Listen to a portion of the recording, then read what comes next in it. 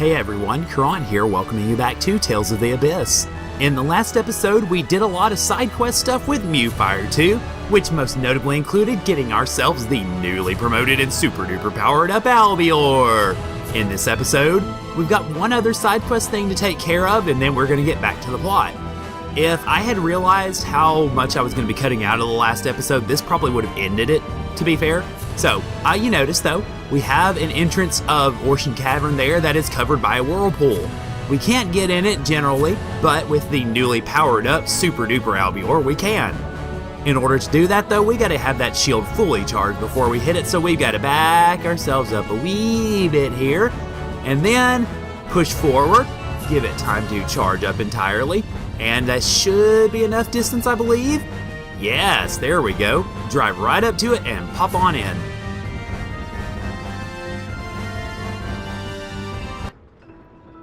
And you notice, of course, we are here at Ortion Cavern. Looks a little bit different, though, than last time.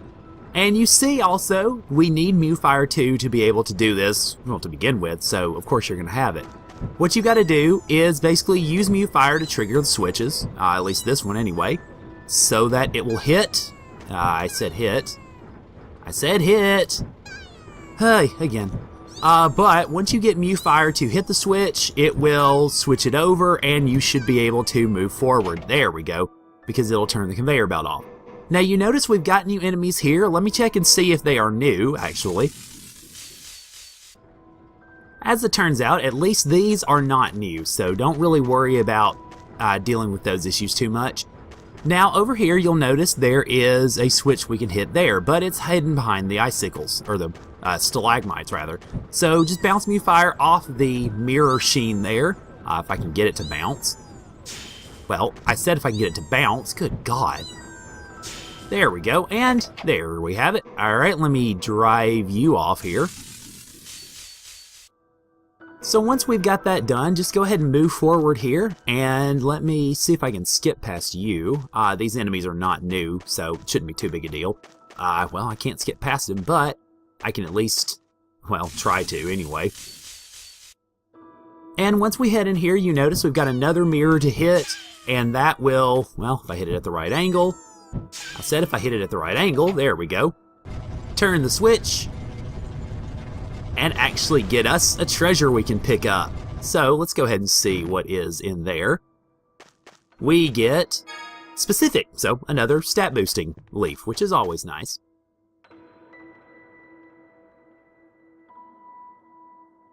Oh, crap. Let's see. Actually, let me pop a holy bottle for this, just because we've seen these enemies before, so no real need to deal with them too much. But you notice here also we've got treasures, but we also have the main mechanic of this place. Oh!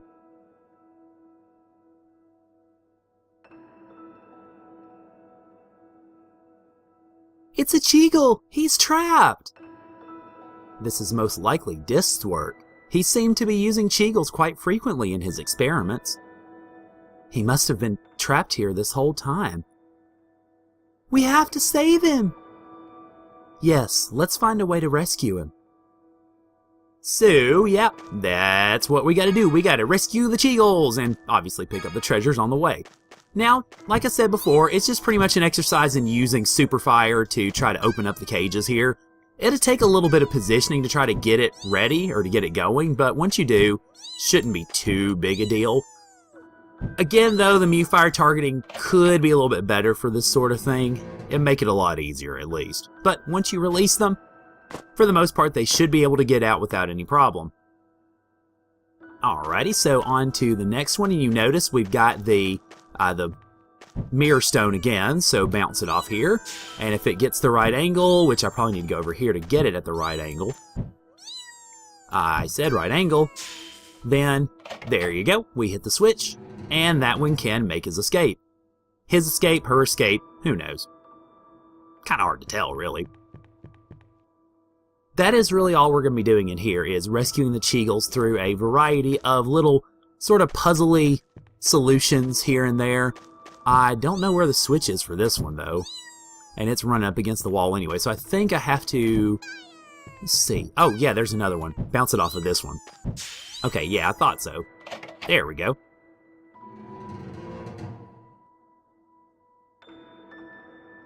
So hey, at least we get a taste of the very peaceful, sort of soothing music here in the Ortion Cavern. Alright, now for this one, I've got to bounce it off of this, I think. And then that'll bounce it off of there. And that should, there we go, hit the switch.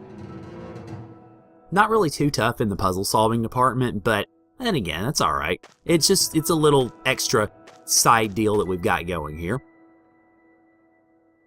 Okay, now here I think, yeah, we have to actually go down here first before we release the Cheagle. Let me go ahead and trigger this scene. What's this? It's a phone tech weapon. I've never seen one this huge before. I'm sure this is Dist's work as well. Apparently he was studying more than just replicas. Colonel, this device! It's a replication device. What is it? This replication device. Its power supply is connected to the phone tech weapon in the center. Is that bad? Not specifically, but it means if that weapon is activated, the replication device will start up as well. He must not have been able to take the power supply. Huh. So yeah, basically if we start this up, then it will create monsters for you to actually fight. So I think you've got to, in order to start it up, first of all, let me clear this guy out before I do that. Okay, so I think the way we're supposed to do this is I've got to shoot it to where it will get all that going. Oh, wow, okay, never mind, that was good enough. Somehow I didn't think that actually lit all the fires, so I was a little mistaken on that. I thought you had to light all those. This looks like fun. Okay, now these guys are new, so let me go ahead and introduce them. They are the Ogre Replicas. Oh, real scary, right? A good bit of HP, but not really too much to write home about in terms of power. We've fought guys that powerful or more so on the world map before, so it's not anything particularly stressful, I don't think. I mean, you notice most of their HP's gone in one combo, so not too tough. As long as you're powered up enough, you shouldn't really have much trouble with these guys. But you notice, though, once that one went away, another one stepped in its place because the game can only load 2 of them at a time. So it had to load multiple of them in one encounter, or multiple kind of waves of encounter, I guess. There's the other one. To be able to make that up. So the whole idea of it being 2 of them is a little bit deceptive. So be careful if you've got those guys. Don't think that you're done just because you killed 2 of them. You know, you got to take out all 4 of them first. Once you do so, though, they will be gone from the map, and you should be good to go in that regard. So, yeah, I think one more good combo, and these guys, yep, there we go. That wasn't too bad. Alrighty, so we got an increase in Luke's HP, which is always nice. Not much experience, though. Blech. Now, once we've done that and cleared them out, basically that leaves the way open for us to finish this out. So all we really have to do now is go over here and target that final switch. And once we hit it, we've actually opened the way for him to escape. So we've already taken care of that part.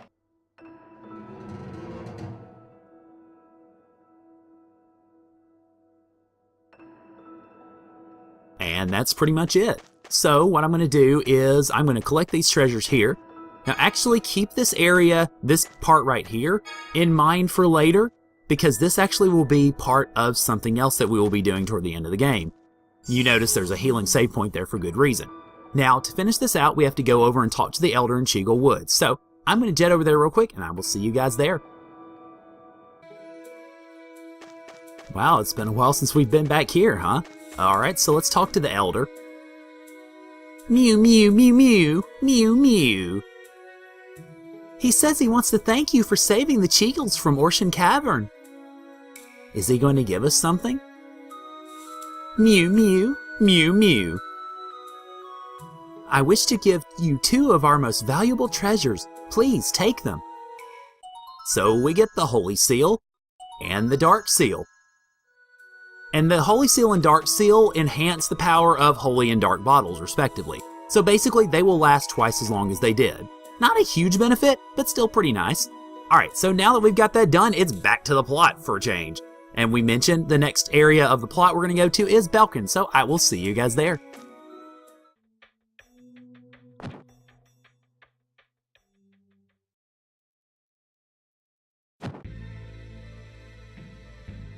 Are you all right?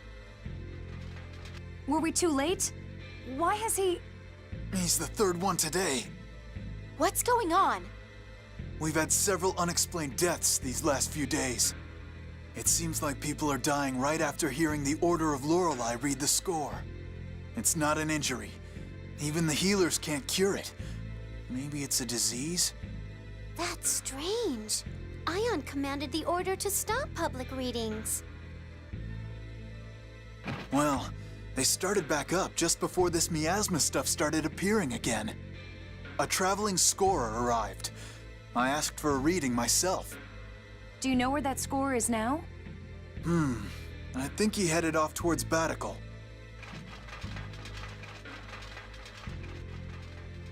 The deaths may be the result of extracting the replica data through Fomicry. What makes you say that? During our experiments, we observed that within a week of having their data extracted, some originals died or exhibited physical disorders. The conditions of that man's death closely resembled those of the test subjects that didn't survive. If someone really is extracting replica data from people, we have to stop them. This world doesn't need any more cases of Ash and me. Let's talk to Spinoza and then find that traveling scorer. Well, boy, things got kicked off in a hurry once we got there, didn't they? Alright, so of course Spinoza is over in the replica lab, in his area, so I'll see you guys there. Oh, now it's you. Things have really gone from bad to worse here. Have the core's vibrations gotten too intense for the Tartars to suppress? Yes. At this rate, there will be nothing to prevent the Earth's liquefaction. The miasma, the liquefaction. The Cliffoth is going back to the way it was. And the passage rings have stopped working, so we can't form the dividing line anymore. I guess we should start thinking of ways to actually destroy the miasma. Precisely.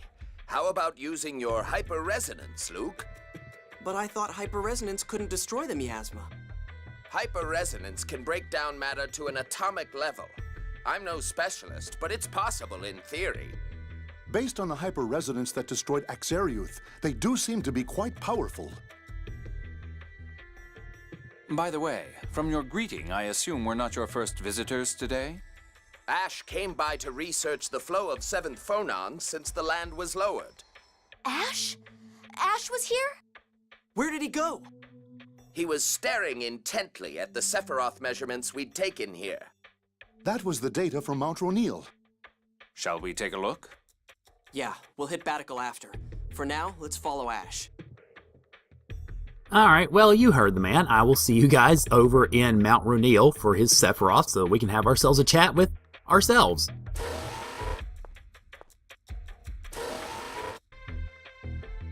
Jade, about that idea of using a hyperresonance on the miasma. It was a ludicrous idea. Forget about it. But if it could really neutralize the miasma... Have you forgotten? You're a replica, unable to fully control your hyperresonance. One wrong move, and you would die. Well, then maybe Ash could do it. If we see him on Mount Ronil... My apologies. I was unclear. It doesn't matter if it's the original or not.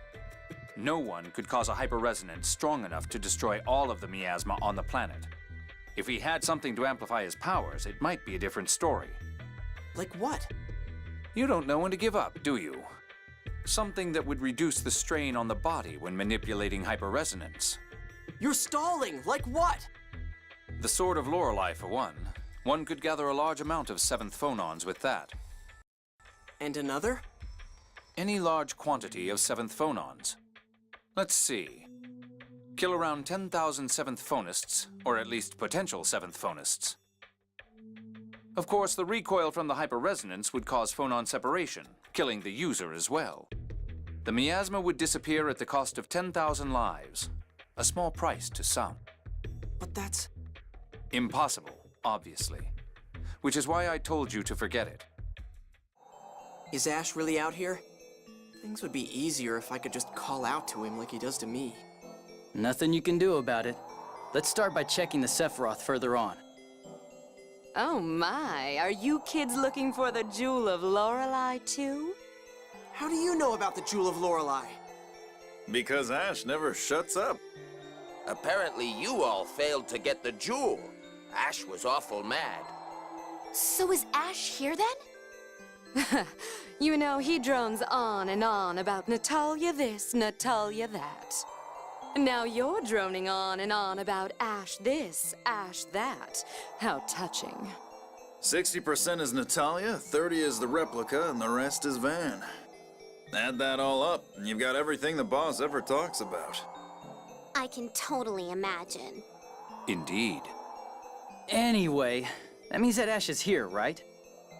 He's looking for the jewel inside. We were told to wait out here. Let's go after him. We'll get him on our side this time. I just know this is going to end in an argument. Yep, you know them way too well, my dear. Alright, well, I'll see you guys over at the Sephiroth so we can chat with Ash. So everyone caught in the avalanche here managed to get out alive? Apparently so. Why would the Major be cooperating with Mose? Their goals were completely opposite. They've already cooperated several times. Perhaps it suits their respective purposes. Or they may both simply be using one another. Mose thinks the God Generals follow him, but the God Generals seem to have other ideas. What's this?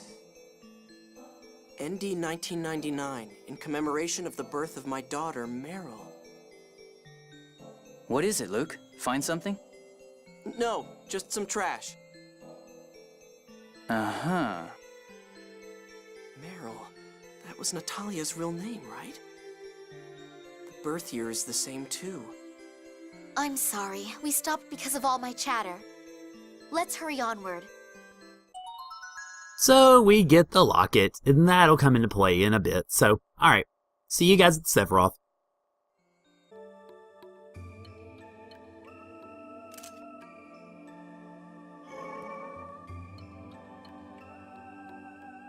No sign of the jewel here, either. Is that sword the key of Lorelei? You again? Ash, please tell us. Where is Lorelei being kept? Is Van still alive? You can contact Lorelei, right? You know where it is, don't you? No, I haven't heard Lorelei since the land was lowered. It won't respond to me either. So it's no use, even to an original. In that case, would you at least tell us what you know? Ash, please? From the start, Lorelei has wanted to be freed from the core. Lorelei contacted us because it thought staying in the core would harm the planet. That's what Lorelei was saying when it inhabited Tyr's body. So Lorelei is being held within the planet's core? No, not anymore. It disappeared from the core when you defeated Van. Then where? During our final contact, Lorelei said it had been trapped inside Van. So my brother is alive. But the Commandant was really hurt. How could he have possibly...